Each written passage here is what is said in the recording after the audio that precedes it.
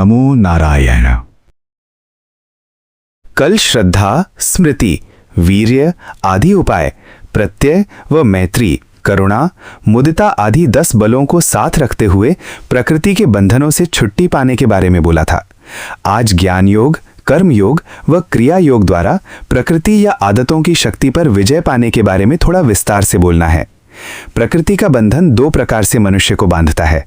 पहला सांसारिक ज्ञान द्वारा व दूसरा बल, शक्ति द्वारा। एक तो सांसारिक ज्ञान द्वारा बांधता है। जिस प्रकार के सुख का इसको ज्ञान हुआ है अर्थात समझ पड़ी है, उसी में मनुष्य के मन का लगाव या चिपकाव हो जाता है। इस लगाव के साथ साथ ही फिर उसी सुख को प्राप्त करने के मार्ग में चलने के लिए इसके अंदर कामनाएं उत्पन्न हो जाती हैं, जो पहले लिया हुआ वही सुख दिखा दिखाकर पुनः उसी सुख को बाहर के प्राणियों व पदार्थों के सहारे से प्राप्त करने के लिए जीव को बलपूर्वक बाहर ही कुछ न कुछ कर्म करने के लिए धक्का सा देती हैं। उन कामनाओं के पूरा न होने से ही क्रोध आता है। क्रोध से मनुष्य की स्मृति या मौके की याद ठिकाने नहीं रहती। इस कारण अपने हित के लिए जो कुछ जानता भी है वो भी समय पर उपस्थित नहीं हो पाता, अर्थात मन में स्फुरित नहीं हो पाता। इस प्रकार समय पर स्मृति के स्फुरित न होने से मनुष्य की आत्मा का कल्याण भी संभव नहीं होता। ये सब प्रकृति का मार्ग ही इस जीव के अंदर दिनों दिन व्यायाम करता हुआ बल पकड़ता जाता है और शक्तिपूर्ण हो जाता है कि इसकी आज्ञा के अनुसार न चलने पर मनुष्य की बुद्धि भी ठिकाने नहीं रहती। यही सब प्रकृति का बल अर्थात आदतों की शक्ति मनुष्य को बांधने वाली है। मान लो आपने समझ भी लिया कि इस प्रकृति के मार्ग में कुछ भी नहीं रखा है और ये तो दुखदायी है, परंतु आपके केवल एक बार ऐसा समझने से ही वह प्रकृति का बंधन छूट नहीं जाएगा। इसकी शक्ति जो अंदर व्यायाम कर चुकी है वह आदत रूप से ऐसे अंदर बैठ गई है जो आपको दिखाई तो देती नहीं, परंतु आपकी बुद्धि, मन व इंद्रियों को वह प्रकृति की शक्ति प्रेरित अवश्य करती रहेगी, अर्थात उकसाती रहेगी और आपके ज्ञान के दीपक को बुझा देगी। एक छोटा सा दृष्टांत है। आप एक कागज का सीधा टुकड़ा लो, उसको गोल करके धागा बांधकर 15 दिन के लिए पड़ा रहने दो। वही कागज का टुकड़ा यद्यपि पहले बिल्कुल सीधा था, परंतु आप जब इसको जैसे ही 15 दिन के बाद खोलकर देखोगे तो पता चलेगा कि वह कागज का टुकड़ा इतनी गोलाई पकड़ गया है कि यत्नपूर्वक उसको खोलकर सीधा रखने पर भी वो गोल ही रहना चाहेगा। अर्थात अब यदि आप उस गोलाई पकड़े हुए कागज को बलपूर्वक खोलकर सीधा भी रखना चाहेंगे, फिर भी जैसे ही खोलने के बाद थोड़ा ढीला छोड़ेंगे तो वह कागज अपनी जगह पहुंचकर गोलाई ही पकड़ेगा, यद्यपि वह कागज पहले साफ था और उसमें कोई बल भी नहीं था। इसी प्रकार बचपन से लेकर जिस मन ने बाहर दूसरे प्राणी व पदार्थों की संगति से जीवन को धारण किया है, अर्थात जिन प्राणी व पदार्थों के साथ जुड़ा है, उनके साथ इस मन का इस प्रकार का बंधन या गठजोड़ हो गया है, अर्थात उस गठजोड़ का एक ऐसा ही स्वभाव पड़ गया है जैसा उस कागज में उस गोलाई का स्वभाव पड़ गया था। आप यदि थोड़ी चेष्टा से उस कागज को सीधा भी करना चाहते थे तो भी वह कागज थोड़ा सा ढीला छोड़ने पर अपनी पूर्व वाली अवस्था में आ जाता था, अर्थात वह कागज कुछ समय तक गोल ही रहने का बल पकड़ गया था तथा अपनी इसी अवस्था में अब रहना चाहता था। इसी प्रकार ये प्रकृति वाला मन बाहर ही प्राणी व पदार्थों के साथ बहुत समय तक मेल जोल करने से उनका ही सुख व संगति प्राप्त करने का अभ्यस्त हो गया है और वहां से हटना नहीं चाहता। जैसे कागज कुछ समय मुड़कर गोल पड़ा रहने के कारण गोलाई ही पकड़े रखना चाहता था। ये सब प्रकृति का ही बंधन है, जिसने पहले तो सांसारिक ज्ञान द्वारा बांधा है, फिर सुख को बनाए रखने के लिए और दुख को टालने के लिए संसार के ही उन्हीं प्राणी और पदार्थों का संग करवाया है। इस प्रकार बहुत समय तक वैसा ही करते रहने से ये कागज के समान बंधन रूप गोलाई पकड़ गया है। इसलिए अब वो अपनी जकड़ी हुई अवस्था में कागज की गोलाई के समान रहना चाहता है, अर्थात इसी अवस्था में बने रहना चाहता है और इस अवस्था को छोड़ना नहीं चाहता। इस प्रकार व्यायाम करते करते प्रकृति एक बल अर्थात शक्ति बन गई है जो कई रूपों में जीव को बांधती है, अर्थात ये प्रकृति शक्ति बलपूर्वक धक्का देकर अपनी काम व क्रोध आदि तरंगों के अनुसार जीव मात्र को चलाना चाहती है और संसार में ही रुलाए रखना चाहती है। जिस बल द्वारा ही संसार में रुलाए रखना चाहता है उसका नाम तृष्णा है। पहले बताया है कि आपने समझ तो लिया कि इस प्रकृति के मार्ग से सुख लेना ठीक नहीं है और इसमें कुछ नहीं रखा है तथा उल्टा इससे अंत में दुख ही प्राप्त होता है, परंतु 1-2 मिनट के सुनने पढ़ने से या अपने ध्यान द्वारा भी इतना समझने पर यह प्रकृति क्षीण नहीं होगी या नष्ट नहीं होगी। आपकी इस अल्पकाल की सत्य की समझ अथवा ज्ञान के थोड़ा सा ढीला होने पर या आलस्य, सुस्ती व नींद आदि के क्षणों में उस प्रकृति ने अपना ही मार्ग चलाना है। उदाहरण के तौर पर मीठा खाने की एक छोटी सी आदत को ही लो। मीठा खाने का सुख छोड़ने में कितना दुख मालूम होता है, यद्यपि वो आदत शरीर को हानि भी कर रही है, जैसे मधुमेह के रोगी को करती है। डॉक्टर ने मीठा खाना वर्जित भी किया हुआ है, परंतु जिस समय मीठा खाने की याद आएगी और जब उसने समझ भी लिया है कि मीठा खाना मरने जैसा कष्ट देता है, तो भी उसका मन व्याकुल हो जाएगा कि थोड़ा सा मीठा तो मिल ही जाना चाहिए। ऐसी अवस्था में किसी समय वो प्रमाद कर ही जाएगा।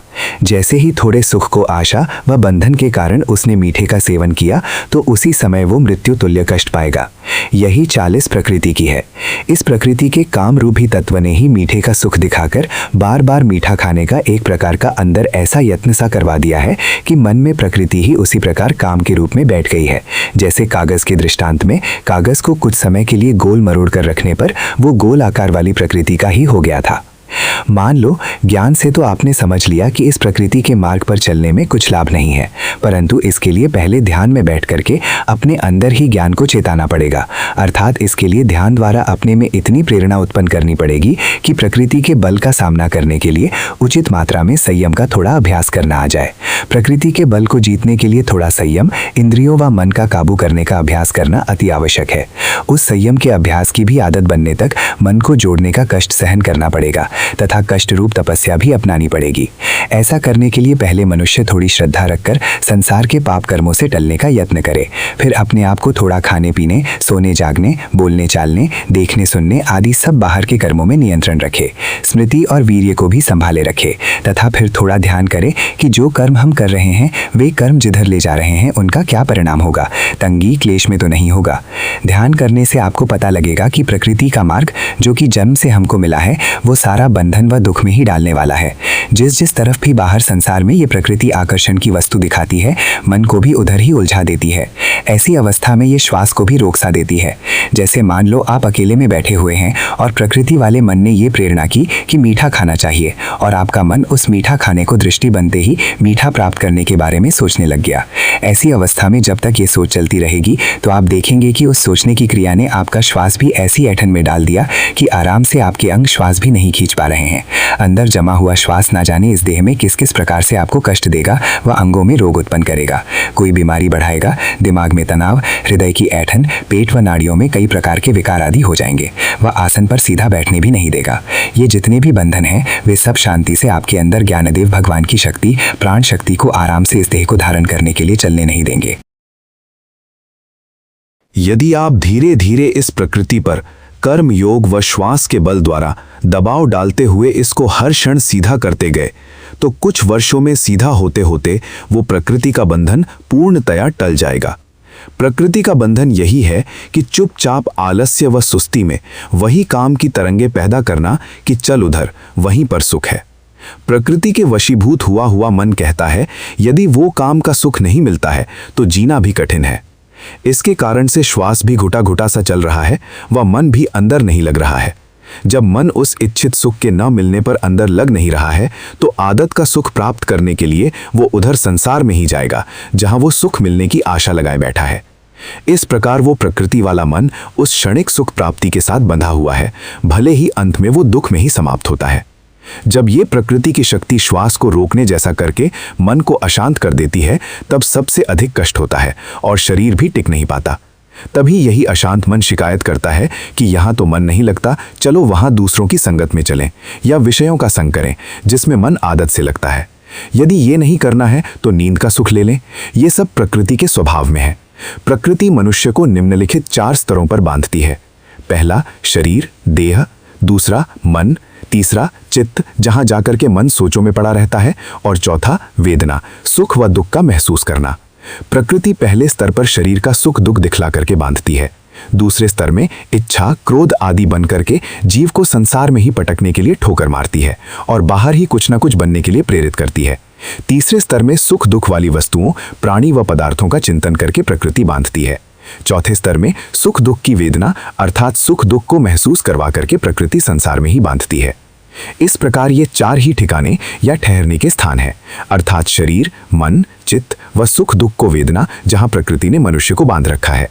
ये चारों ही ठिकाने आपको अपना परिचय दैनिक कार्य करते समय अर्थात छोटे से छोटा दातुन कुल्ला जैसा कार्य करते समय भी देंगे यदि आपकी स्मृति इनमें बनी रही। ऐसी बात नहीं है कि ये अपना परिचय आपको अकेले में बैठे हुए को ही देंगे। इनके परिचय के लिए ज्ञान का चक्षु खुला हुआ होना चाहिए। इसका तात्पर्य यह है कि आलस्य, सुस्ती व निद्रा के क्षणों में भी ज्ञान शिथिल ना होता हुआ अपना अध्ययन अर्थात बुद्धि को जगाए रखने का अभ्यास बनाए रखे व अपने मन को पढ़ाई को शिथिल ना होने दे। ये प्रकृति इतनी बलवती हो चुकी है कि कर्म योग व क्रिया योग के अभ्यास बिना क्षीण नहीं होगी। ये प्रकृति कर्म योग व क्रिया योग द्वारा ही धीरे धीरे कटती है। जैसे रेती से लोहे को घिस घिस कर रेत बना दिया जाता है, इस तरह ये प्रकृति भी धीरे धीरे घिसनी पड़ेगी। ऐसी अवस्था में मनुष्य का कर्म योग व क्रिया योग ही धर्म है। ये मार्ग उस भगवान द्वारा बताया गया है जो कि 6 ऐश्वर्यों वाला है, अर्थात पहला विद्या को जानने वाला, दूसरा अविद्या को जानने वाला, तीसरा कर्म की गति जानने वाला, चौथा अगति को जानने वाला, पांचवा प्रकृति के बंधनों को जानने वाला व छठा उनसे पूर्णतया मुक्त होने वाला, अर्थात जो मोक्ष को प्राप्त हुआ है। उस भगवान ने ही ये सारी विद्या समझी, प्रकृति को भी समझा, इस प्रकृति के बंधनों को भी समझा और इनसे मुक्त हुआ। भगवान द्वारा बताए गए मार्ग के अनुसार इस प्रकृति को भी क्षीण करने के लिए थोड़ा कर्मयोग व क्रिया योग करना पड़ेगा। केवल ज्ञान मात्र से, अर्थात प्रकृति के बारे में कोरा समझने से ही कि ये दुखदाई है, धर्म के मार्ग में अधिक सफलता मिलने की आशा नहीं है। ये प्रकृति काम के साथ मिलकर अपना कार्य करती है।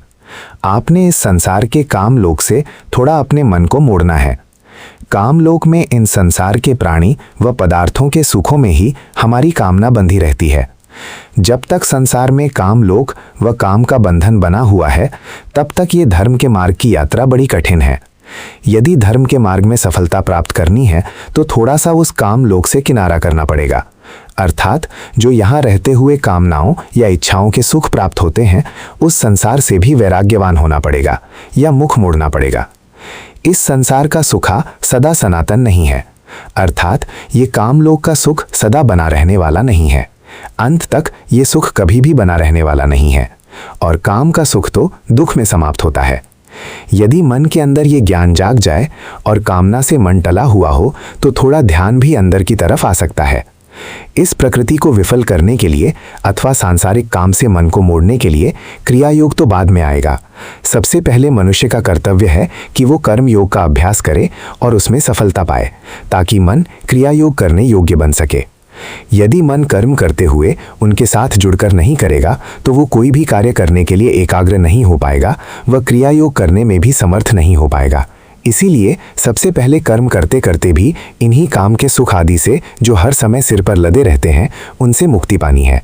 प्रत्येक कर्म करते समय अपने अंदर की भी थोड़ी दृष्टि खुली रखनी है, अर्थात अपने मन के भावों को भी कुछ पहचानते रहना है कि इस मन के बंधन किधर किधर खींच रहे हैं, और तब उस कर्म को करते करते इन विपरीत भावों को भी निकालने की चेष्टा बनाए रखनी है, अर्थात मन से इन बंधनों को निकाल देने का भाव तो अवश्य ही बनाए रखना है।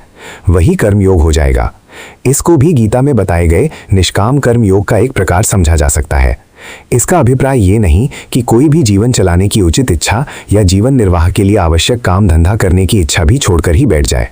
इस कर्म योग में जो व्यर्थ इच्छाओं का जाल हर समय सिर पर लदा रहता है, उसको मन से निकालते निकालते प्रत्येक कर्म करने का अभ्यास करना है, अर्थात ऐसे ही व्यर्थ के कामों को जो हर समय पूरे करने के भी नहीं है, उन्हीं को मन से टालते टालते कर्म करने का अभ्यास करना है।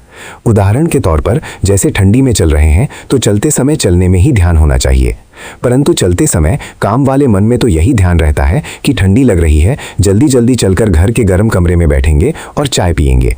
इस प्रकार घर पहुंचकर गर्म चाय पीने की इच्छा उसके सिर पर रास्ता चलते हुए भी लदी हुई है, जबकि उसको रास्ता चलते समय ये सोचने की आवश्यकता ही नहीं है कि घर जाकर के चाय पीनी है, क्योंकि घर में पहुंचकर जो करना है वो तो अपने समय पर कर ही लिया जाएगा।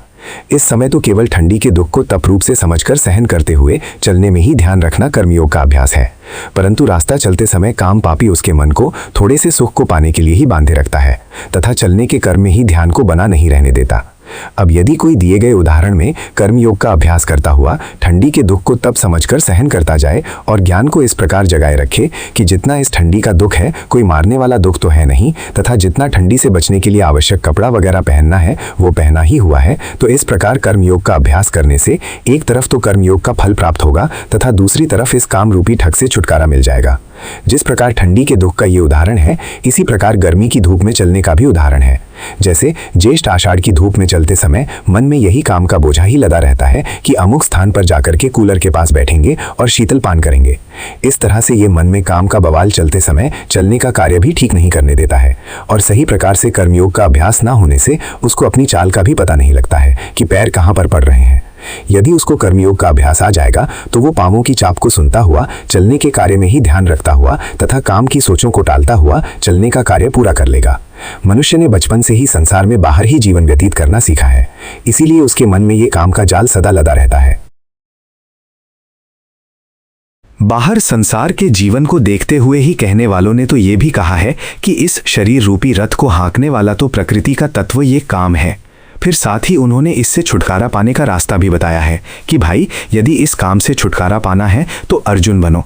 अर्जुन संस्कृत में उसी को कहते हैं जो अर्जन करे, अर्थात धर्म की कमाई करे, धर्म के रास्ते मन को चलाने व लगाने में अपने आप को प्रेरित करे।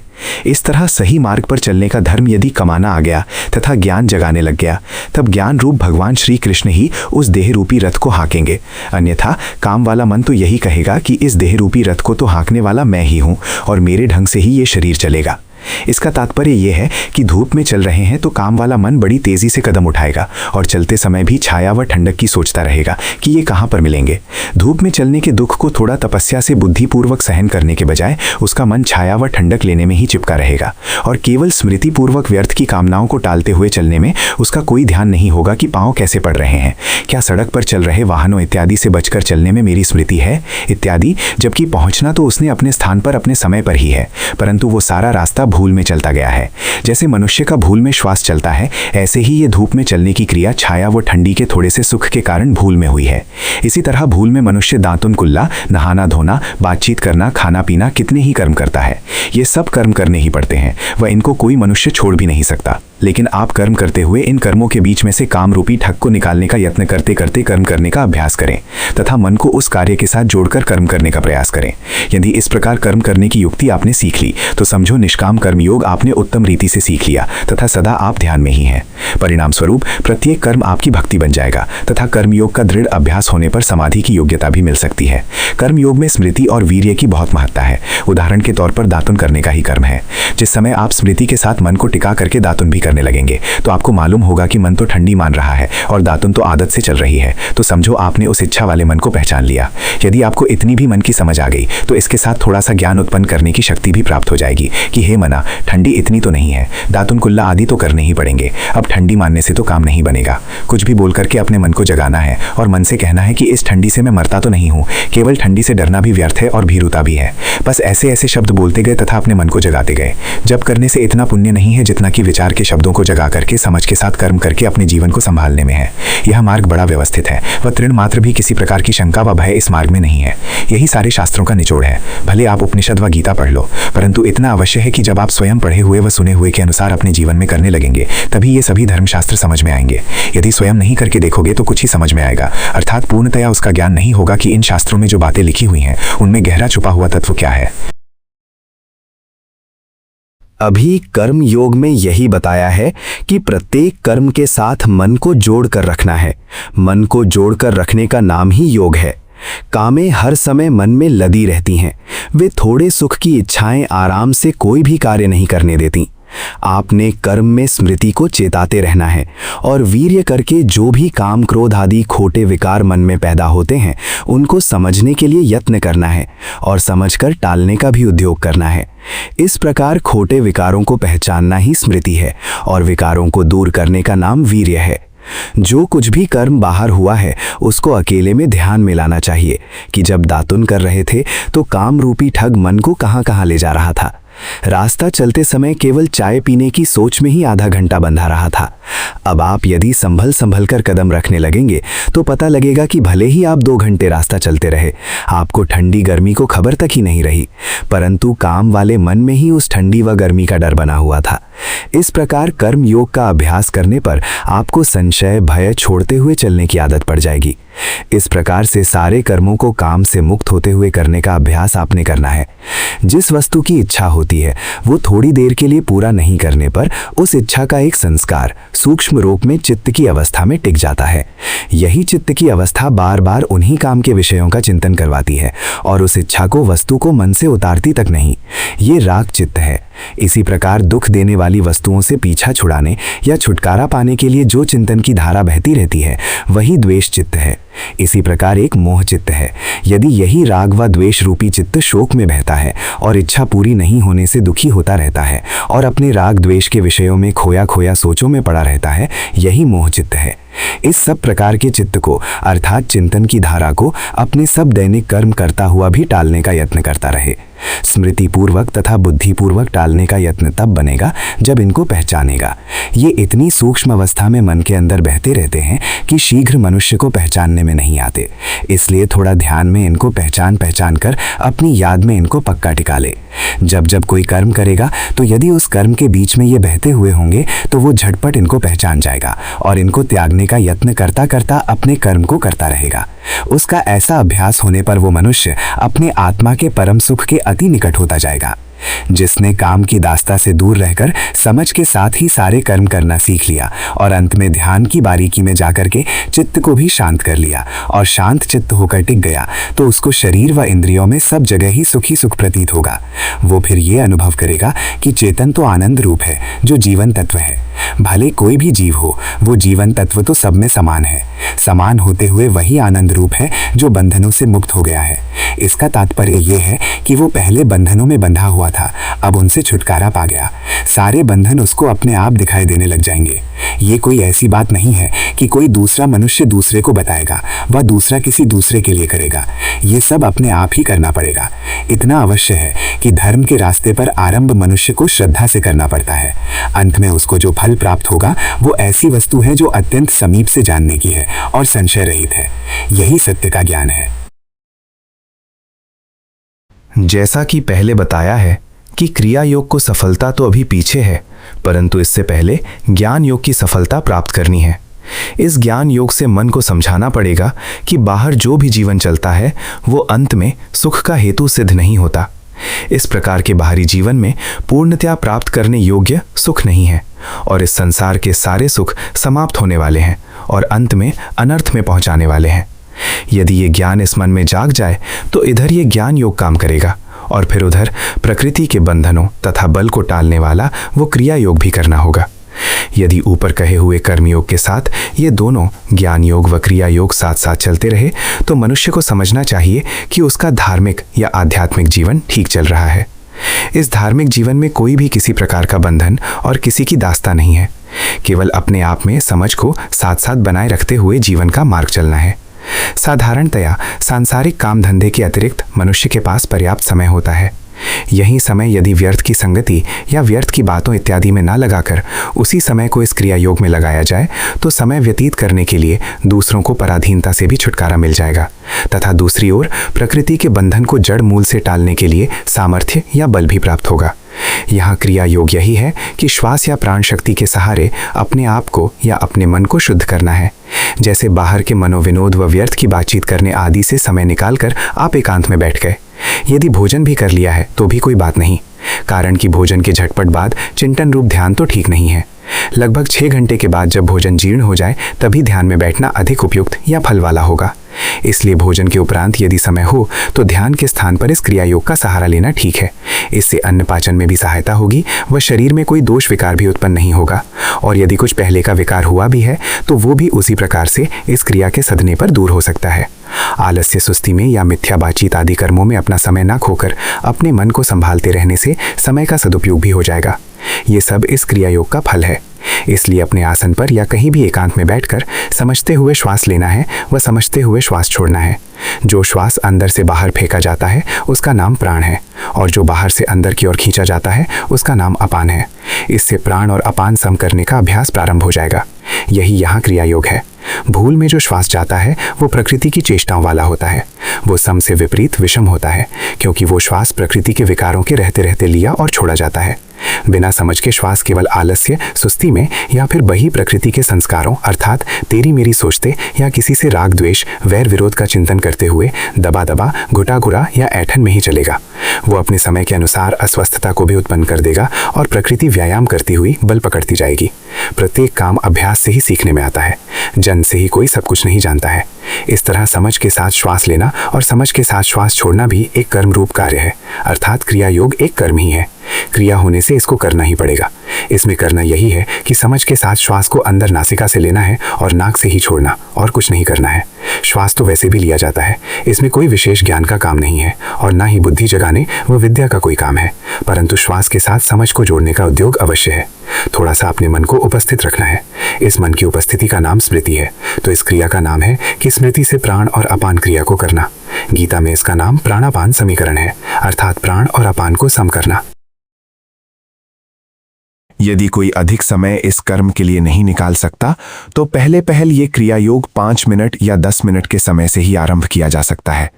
इसमें श्वास को इस प्रकार से अंदर लेना है कि प्रत्येक श्वास जो अंदर आता है पता लगते लगते अंदर आए, वह प्रत्येक श्वास जो बाहर जाता है वो भी पता लगते लगते ही बाहर जाए।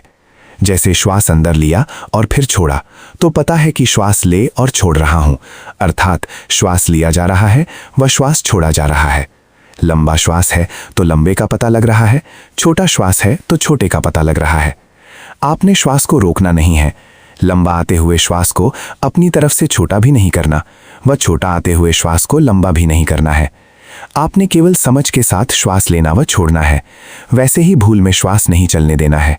यदि श्वास भूल में चलेगा तो इसका अर्थ है प्रकृति ने आपके मन में अविद्या या कुछ बाहर ही जानने की लपक या झोंक का बंधन खड़ा कर दिया और उसी से वह श्वास को या तो भूल में चलाएगी या पुनः श्वास को संसार में खोए हुए मन द्वारा ही चलाएगी, जिससे पुनः उसी का ही बल बढ़ेगा।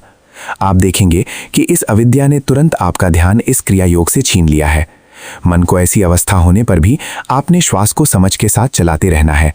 इसको बंद नहीं होने देना है और किसी प्रकार के चिंतन या ध्यान में भी नहीं खो जाना है।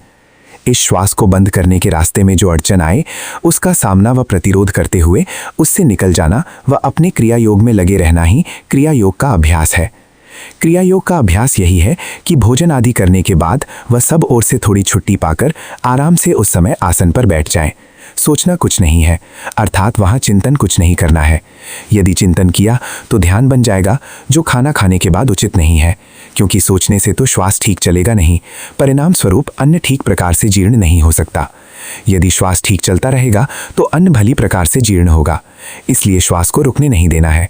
परंतु प्रकृति के तत्व अधिक वीर व बल वाले होने से इस श्वास को रोकने वाले हैं, अर्थात कहीं इच्छा, क्रोध व द्वेष ही श्वास को जकड़ लेगा, कहीं मान मोह आएगा, किसी के प्रति शिकायत ही आ जाएगी, या मन को अच्छा या बुरा लगने वाली कोई और वस्तु की याद आ जाएगी। जब उस याद की गांठ मन में पड़ जाती है तो वह गांठ श्वास को भी रोक देती है और श्वास को सही या भली प्रकार से चलने नहीं देती। ऐसी अवस्था में आप में फिर यही करना है कि जो श्वास अंदर आए तो पता लग रहा है कि श्वास आ रहा है, श्वास छोड़ते समय छोड़ने का भी पता लग रहा है।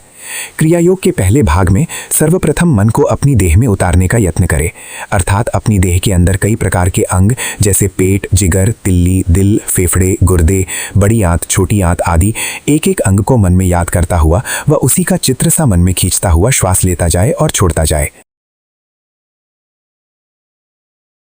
इस तरह देह के अंदर अपनी सुरति या समझ को लगा दे।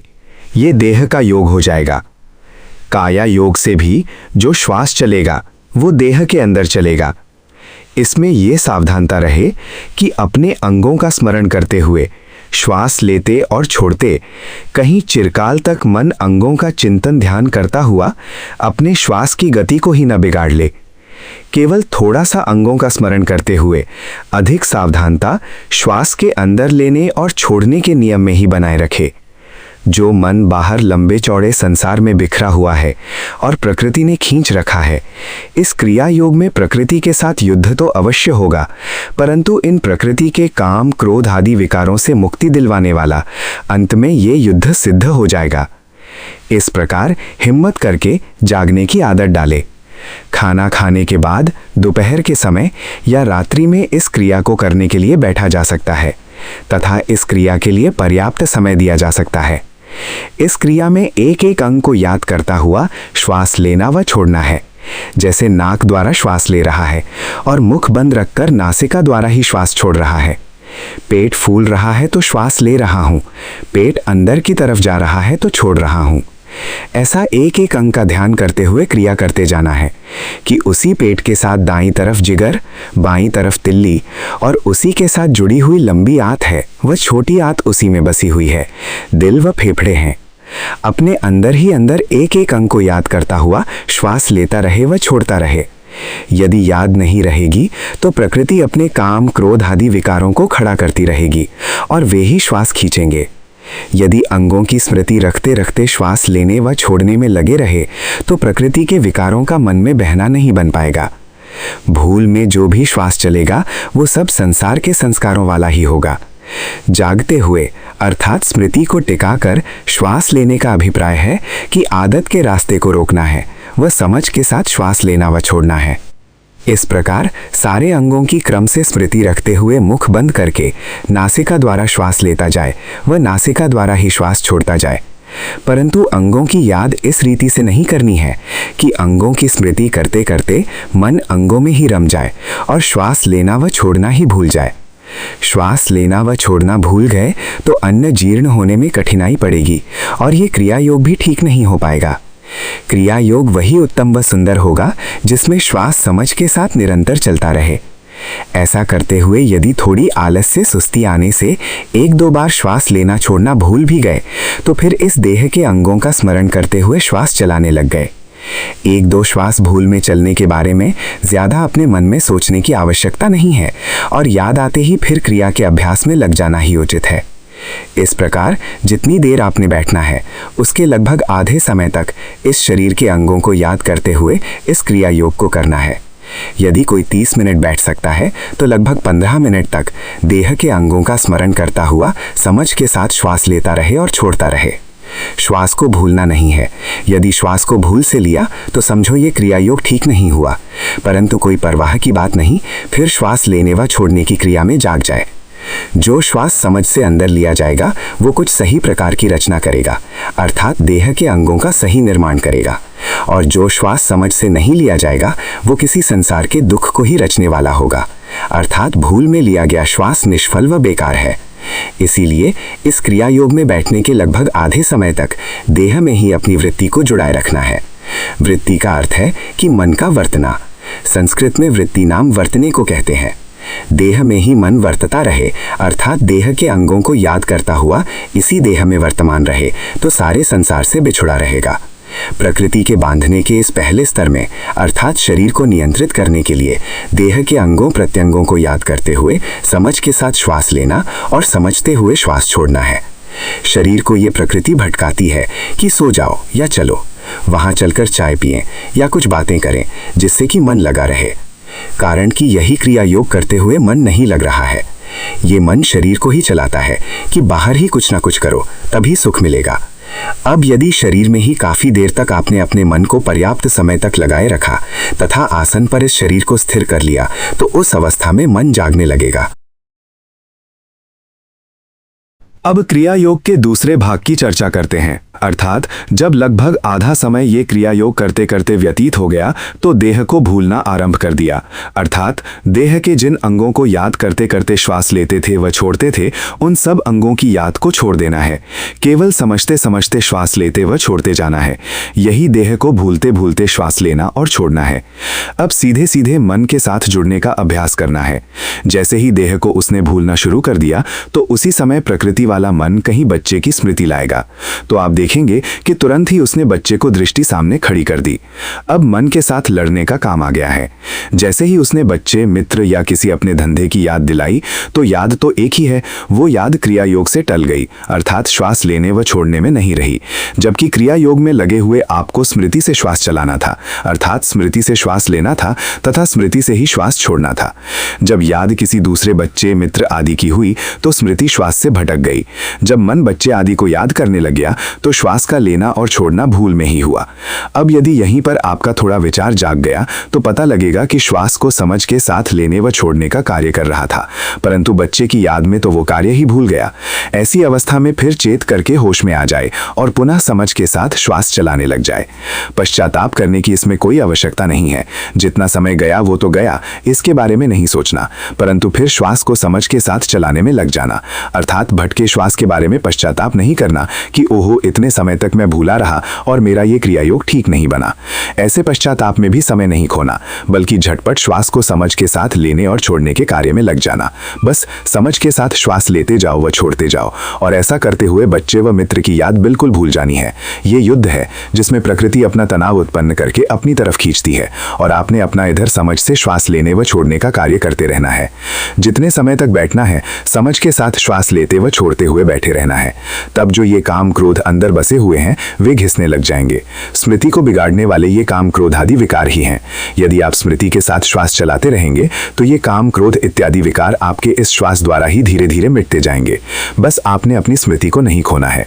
जब क्रिया योग करते समय मित्र प्यारे की याद आए अर्थात उसकी दृष्टि बने तो अपने मन से कहो कि अभी उसको याद करने की आवश्यकता नहीं है, परंतु श्वास को समझते समझते लेते और छोड़ते जाना है और इसी श्वास की क्रिया के साथ मित्र आदि की याद को भुला देना है।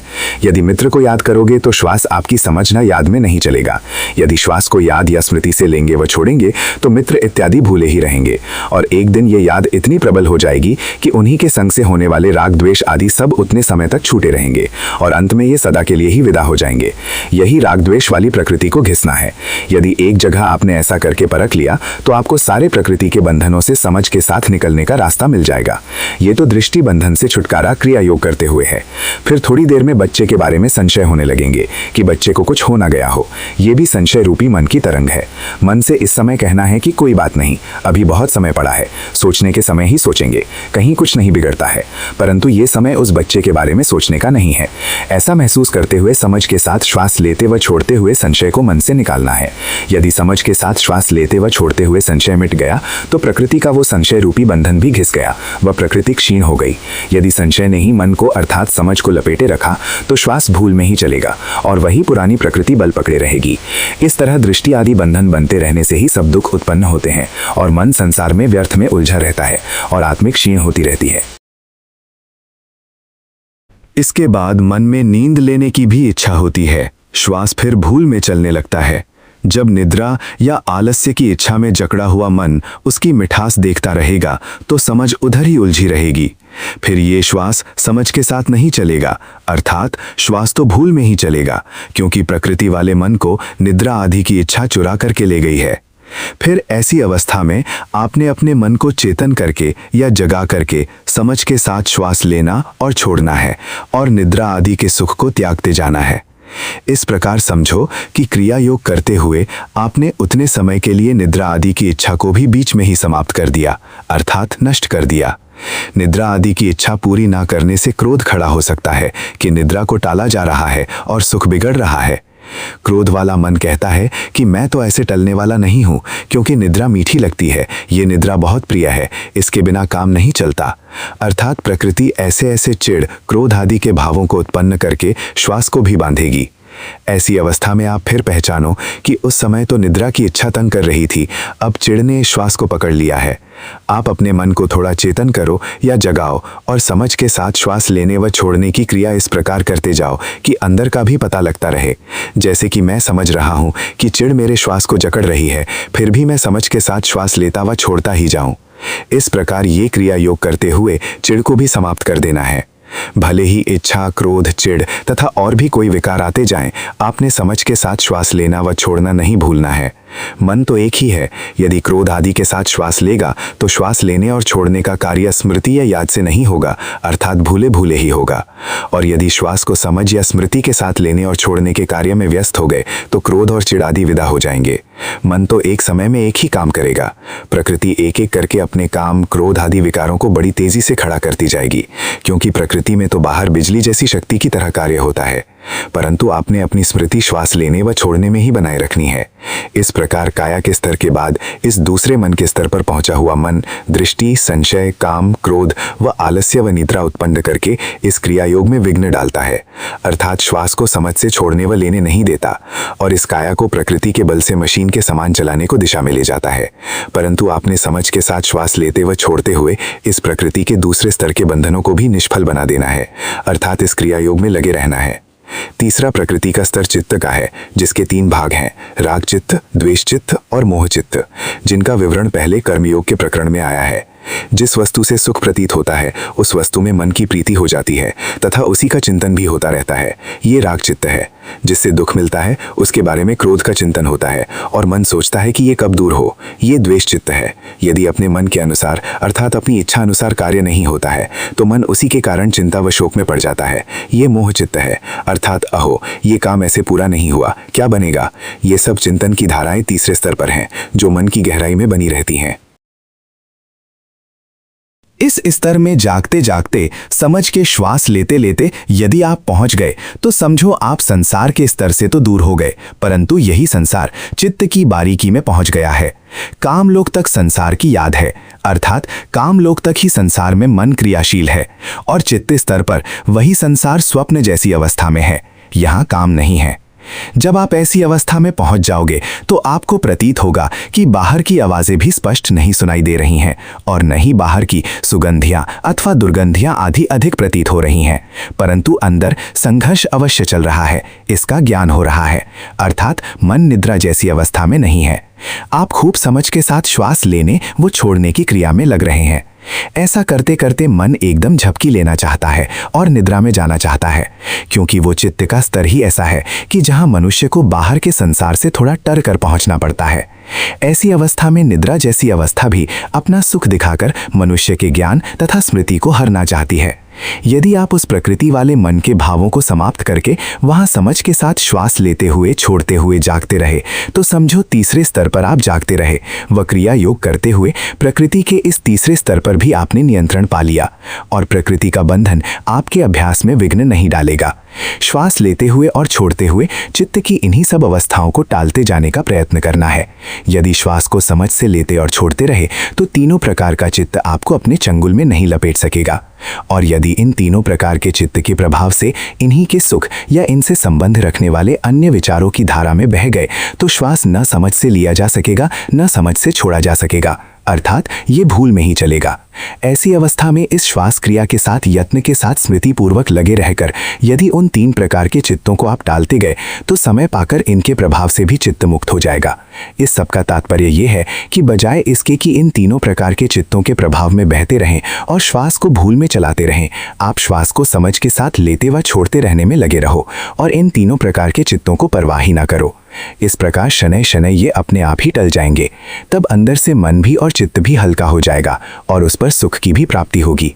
क्रिया योग करते हुए इस स्तर को पार करना बड़ा कठिन है, क्योंकि प्रकृति वाले मन के भाव बाहर ही सुख दिखलाकर उलझाए रखते हैं। प्रकृति के बंधन का चौथा स्तर सुख दुख की वेदना है। इसको भी प्राणापान स्मृति क्रिया योग करते हुए पार करना है।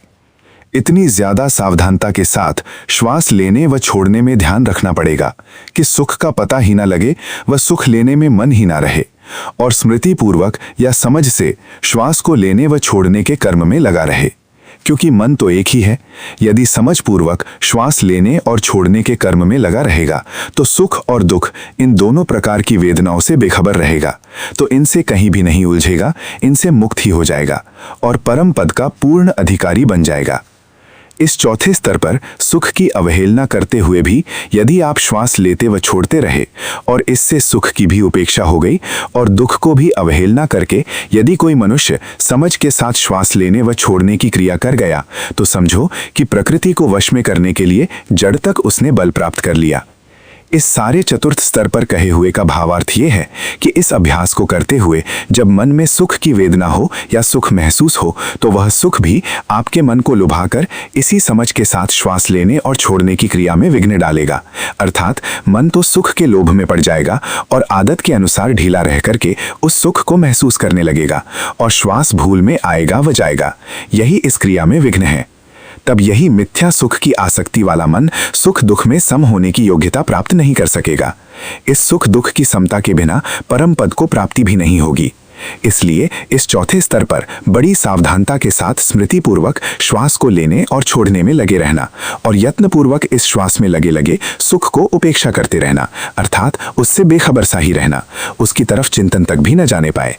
वैसे ही यदि इस सुख से बेपरवाह होकर श्वास लेने और छोड़ने में ही मानव लगा रहे तो अल्पकाल ऐसा यत्न करते रहने से दुख से स्वयं ही मन बेखबर हुआ पुनः सम अवस्था के सुख को प्राप्त हो जाएगा और श्वास क्रिया भी आराम के साथ चलती रहेगी। ऐसी अवस्था मनुष्य को स्वयं अपने आप में आनंद युक्त प्रतीत होगी और मुक्त अवस्था की अनुभूति रूप में पहचानी जाएगी। यदि इन चारों ही स्तरों में श्वास को जगाते हुए समझ को साथ रख करके इस प्रकृति का विरोध करना आपने सीख लिया तो समझो इस क्रिया योग की युक्ति आपको मिल गई। परंतु ये कोई नहीं कह सकता कि कितने समय में कोई इस क्रिया योग में पूर्ण सफलता प्राप्त कर लेगा, परंतु पहुंचने को अवस्था यही है।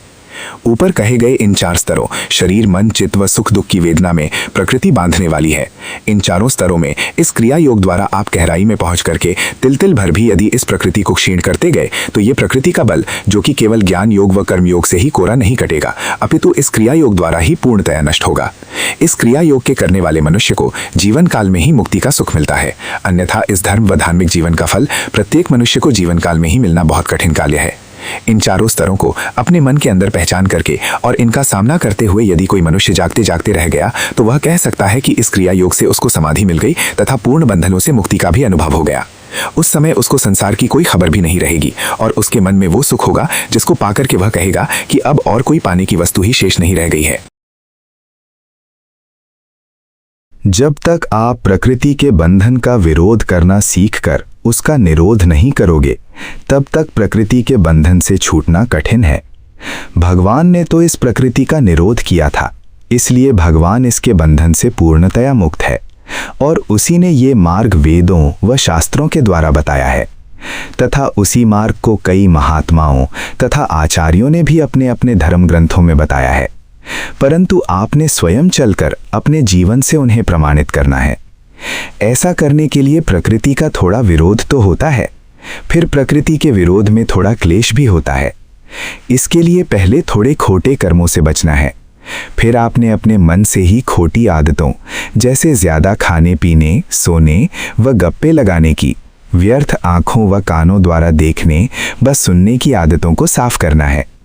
जिस ओर व्यर्थ देखना केवल आदत के कारण से है, उस ओर मन की तंगी को सहन करते हुए भी नहीं देखना है। कान भी व्यर्थ की वस्तुएं सुनने के लिए बाहर नहीं फैलाने हैं। इस प्रकार इंद्रियों की शक्ति का व्यर्थ का प्रयोग टालने के लिए थोड़ा थोड़ा तिल तिल जितना भी अपनी समझ के साथ उस प्रकृति से निवृत्त होना बन सके उससे पीछे हटना है।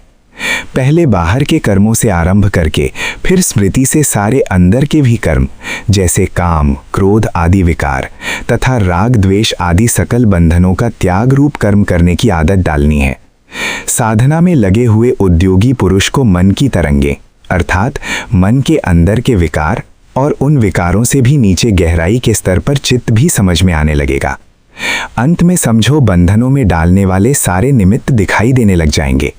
यही ज्ञान योग हो जाएगा जब अपने अंदर की ही सारी खबर पड़ने लग जाएगी। इसके साथ थोड़ा स्वाध्याय द्वारा भी अपने आप को जानने की आवश्यकता है। इसका तात्पर्य यह है कि अपने आप को अपनी अंतर्दृष्टि से समझने के लिए अपने आप की पढ़ाई करनी है और थोड़ा अपने द्वारा दूसरों को भी समझने का यत्न करना है, अर्थात अपने आप को समझकर उसके ही द्वारा दूसरों को भी समझने का यत्न रखना है। जैसे मेरे को चलाने वाली शक्ति बाध्य करके उल्टे उल्टे कर्मों में डालती है, इसी प्रकार दूसरों को भी ये प्रकृति शक्ति बाध्य या लाचार करके बुरे कर्मों को करने की प्रेरणा देती है। इसलिए ये दूसरे भी इतने अधिक दोषी नहीं हैं जितना साधारण जन दूसरों को दोषी समझ बैठता है। इसलिए दूसरों के दोषों, पापों व अवगुणों को भी प्रकृति की ही बाध्यता या लाचारी मानकर उनके लिए भी दया भाव रखते हुए प्राणी उनसे सही बर्ताव करने का अभ्यास करें और उनके प्रति क्षमाशील रहे। यही व्यापक जीवन रूप परमात्मा में जोड़ना ईश्वर प्रणिधान है, क्योंकि हमारा जीवन सबके बीच में है। ये सारा जितना व्यापक जीवन ये व्यवस्थित, विशिष्ट व एक दूसरे से जुड़ा हुआ है। अकेला कोई भी नहीं जी रहा है, अर्थात सबके साथ जुड़ जुड़ा कर ही ये जीवन बना है। अकेला कोई भी अपने आप में कुछ भी नहीं है और अकेला अपने आप में जीवन धारण नहीं कर सकता। ये ठीक है कि मैं अपने आप में खूब ध्यान भजन में लग रहा हूँ, परंतु यदि दूसरों की मैं परवाह नहीं करता तो वह जीवन का मार्ग ठीक नहीं है, क्योंकि जीवन तो सबके साथ ही है। इसलिए अपने आप में लगे हुए मनुष्य को देखना चाहिए कि मेरे कर्मों से किसी को कोई दुख तो नहीं हो रहा है, या किसी का सुख तो विघ्न में नहीं पड़ रहा है। थोड़ा बाहर विवेक भी रखना पड़ेगा। इसलिए दूसरों के सुख में सुखी होना, दूसरों के दुख में दयावान होना, दूसरों का अच्छा गुण तो पहचानना, अवगुण तथा पाप की ओर अधिक ध्यान नहीं देना, क्षमा मन में रखनी है। दूसरों के अपराध अधिक गिनने की भी आवश्यकता नहीं है। थोड़ा अपनी मैं का भी त्याग करना है, अर्थात प्राणी व पदार्थों के संग से मिली इस मैं का भी बलिदान करना है। अपनी ओर से कोई शिकायत की बात ही नहीं रखनी है। यदि किसी दूसरे से अपने प्रति कुछ उल्टा कर्म हो गया है तो थोड़ा दूसरे के प्रति क्षमा का भाव रखते हुए ही अपने को शांत कर लेना है और अपना बर्ताव सही रखना है। इसी का नाम शील है। मान लो दूसरा बेचारा इस प्रकृति के तनाव के कारण कुछ खोटा कर गया है और अभी कर भी रहा है, तो इस स्थिति में मैं अपना बर्ताव ठीक रख यही अपने आप भद्र या श्रेष्ठ बनना है, जिसको पुराने लोग आर्य कहते थे। ये सब अपना कर्तव्य होता है। इस प्रकार से चलने पर बाहर परमेश्वर की भक्ति हो गई, जिसे व्यक्त भगवान की भक्ति भी कहते हैं। इस प्रकार अपने आप को नियंत्रित रखते हुए ज्ञान द्वारा अंदर के सत्यों की खबर पड़ने लगेगी। इस प्रकार कर्म योग, ज्ञान योग व क्रिया योग द्वारा धीरे धीरे उस प्रकृति के बल को क्षीण व नष्ट करना होगा। एक दिन इस सारे प्रकृति के बल को क्षीण करके मनुष्य अपने प्रत्यक्ष अनुभव में ये पाएगा कि मैं अकेला हूँ और हर प्रकार से आनंद में हूँ। ऐसे ही मैं शरीर त्यागने पर इस अपने आनंद रूप में मर करके भी अजर अमर ही रहूंगा, अर्थात न बुढ़ापे का और न ही मृत्यु का दुख पुनः मुझे देखना पड़ेगा। इसलिए इस जीवन में डरने की कोई बात नहीं है। बस यही सारे कहे हुए का सार या निचोड़ है।